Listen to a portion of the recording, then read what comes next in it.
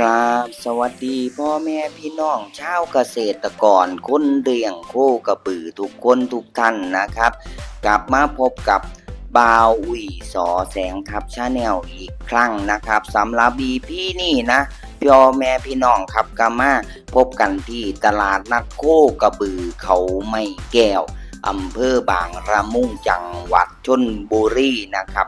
มื้อนี้บ่าวอุ๋ยสิพาพ่อแม่พี่น้องนะครับ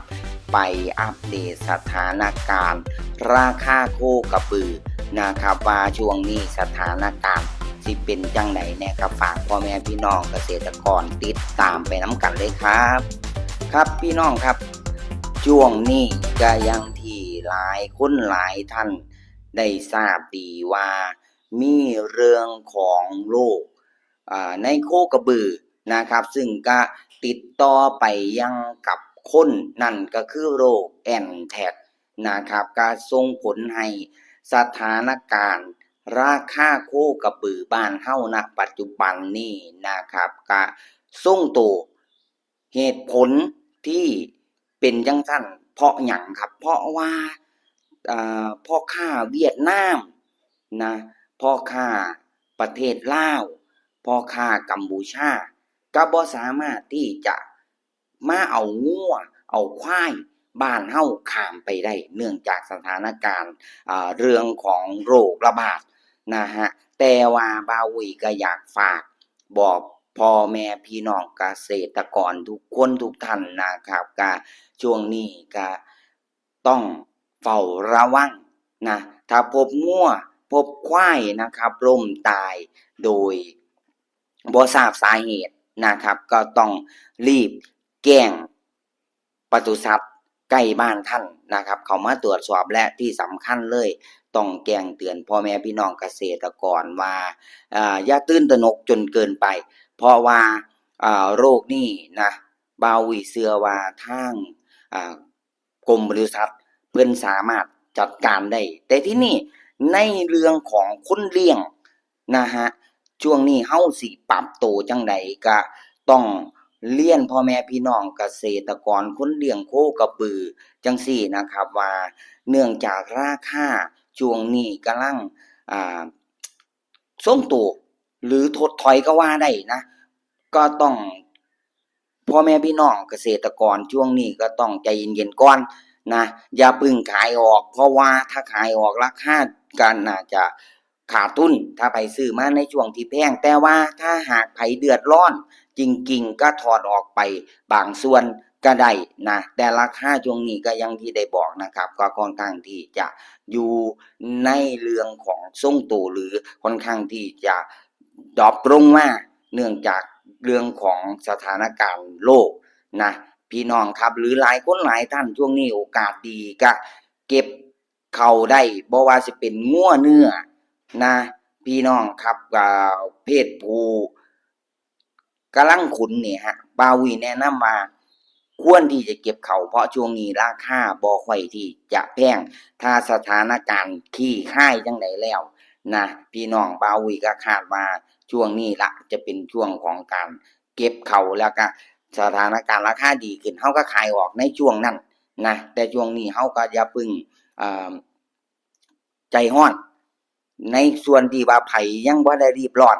นะพี่น้องครับและอีกเรื่องหนึ่งบ่าวอุ้ยอยากประชาสัมพันธ์ว่า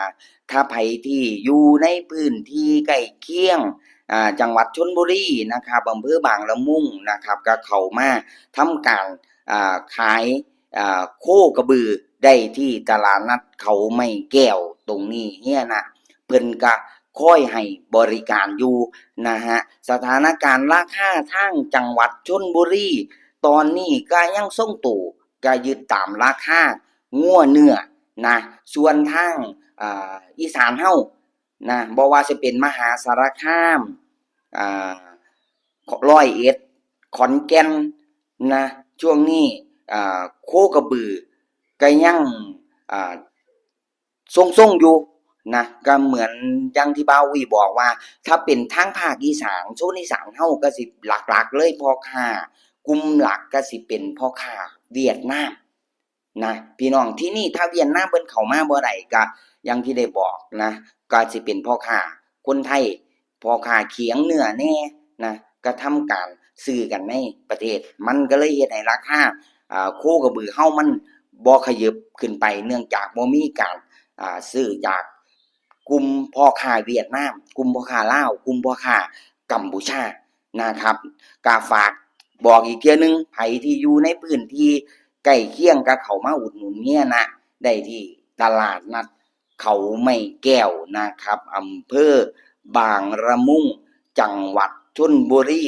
นะครับพี่น้องครับก็ตลาดนี้ก็พบว่ามีนายห้อยมีเกษตรกรเข้ามาเลือกซื้อโคกระบือค่อนข้างที่จะคึกคักพอสมควรนะใครที่อยู่ในพื้นที่ที่มันอยู่ใกล้ๆในโซนนี้บาเวก็เป็นกระบอกเสียงให้มาทำการซื้อขายแลกเปลี่ยนโคกระบือได้ที่ตลาดนัดเขาไม้แก้วเด้อพ่อแม่พี่น้องครับช่วงนี้งัวควาย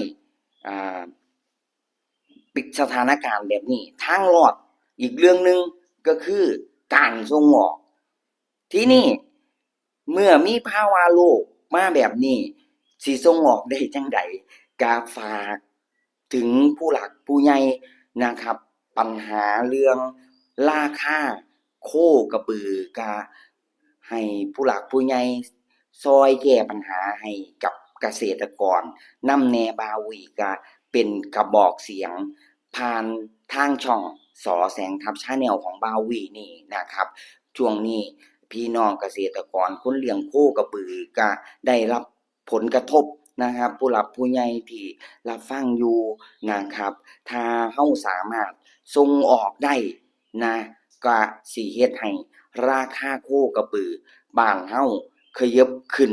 มากกว่านี้นะครับนั่นก็คือทางรอดเดียวของปศุสัตว์ไทยสำหรับความคิดของบาวีนะครับไผมีความคิดจังใดก็คอมเมนต์มาได้ใต้คอมเมนต์นะครับว่าทางรอดของเกษตรกรคนเลี้ยงโคกระบือบ้านเฮาเฮ็ดจังใดค่อยสิรอดนะครับจังไดก็ดีบาวีก็ฝากให้กำลังใจทุกคนทุกท่านนะครับสู้ไปนำกันคนเลี้ยงโคกระบือจังใดก็ต้องจังบาวีนี่ก็เลี้ยงมาตั้งแต่บรรพบุรุษแล้วตั้งแต่พ่อตั้งแต่แม่แล้วเพราะฉะนั้นต่อให้ถูกต่อให้แพงบาวีก็สิเลี้ยงแบบนี้ก็ฝากเป็นกำลังใจให้ทุกคนทุกท่านนะครับสำหรับ EP นี้บาวีก็ต้องกล่าวคำว่าสวัสดีครับ